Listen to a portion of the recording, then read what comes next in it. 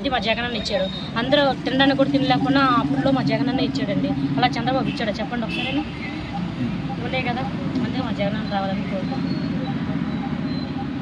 Okay, ఇప్పుడు పవన్ కళ్యాణ్ చంద్రబాబు నాయుడు కలిసి వస్తున్నారు కదా, పవన్ కళ్యాణ్ ఫ్యాన్ నేను కూడా. ఒకప్పుడు పవన్ కళ్యాణ్ వస్తే బాగుండు అనుకున్నాను, కానీ ఎందుకంటే అలా వ్యతిరేకంగా ఒకరి మీద ఒకరు తిట్టడం నాకు నచ్చలేదు. అది కూడా ఎందుకంటే ఇప్పుడు నువ్వు రాజకీయంలో దిగినప్పుడు నీ గురించి నువ్వు చూసుకోవాలి, ఒకరిని తిట్టకూడదు. అలానే వాళ్ళిద్దరు ఒకటైపోయి జగన్ తిట్టడం నాకు నచ్చలేదు.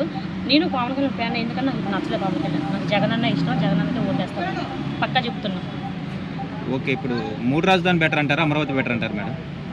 3 రాజధాని బెటర్ అంటారా, అమరావతి బెటర్ అంటారు? కానీ జగన్మోహన్ రెడ్డి గారు 3 రాజధానులు అంటారు కదా, ఎందుకు చెప్పండి? ఆయన వైజాగ్ అంటున్నాడు, చంద్రబాబు నాయుడు గారు అమరావతి అంటున్నారు. మీకు ఏదైతే బాగుంటుంది అంటే? వైజాగ్. ఎందుకు వైజాగ్? ఎందుకంటే చెప్పలేము, ఆల్రెడీ డెవలప్ ఉన్న సిటీ కాబట్టి వైజాగ్ అయితే బాగుంటుంది అంటారు. ఎన్ని సీట్లు వస్తాయి అంటారు? మరి జగన్ ఏమో ప్రతిసారి వై నాట్ 175 అంటున్నారు. ఎన్ని సీట్లు వస్తాయి? వచ్చినంత వరకు నేను చెప్పలేను, కానీ జగన్ అన్న గెలుస్తాడని కోరుకుంటాను. అంటే ఎన్ని వస్తాయి మేడం? గెలుస్తాడు పక్కా, అయితే గెలుస్తాడు జగన్. ఇన్ని ఓట్లలోనే ఎక్స్ట్రా గెలుస్తాడు, అది నాకు తెలుసు. రీసెంట్గా షర్మిల గారు పీసీసీ బాధ్యతలు తీసుకున్నారు కదా, మరి ఎట్లా? సొంత అన్న పైననే గురి పెట్టింది అంటున్నారు. మరి వాళ్ళ ప్రాబ్లమ్స్ ఎన్ని ఉన్నాయి మనకు తెలియదు, ఇంట్లో ప్రాబ్లమ్స్.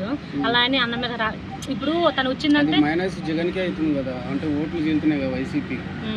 ఎట్లా మరి దాన్ని ఏ విధంగా చూస్తుంది? అది మనం చెప్పలేమండి, ఎందుకంటే వాళ్ళ ఇంట్లో ఎన్ని ప్రాబ్లమ్స్ ఉన్నాయో మనకు తెలియదు.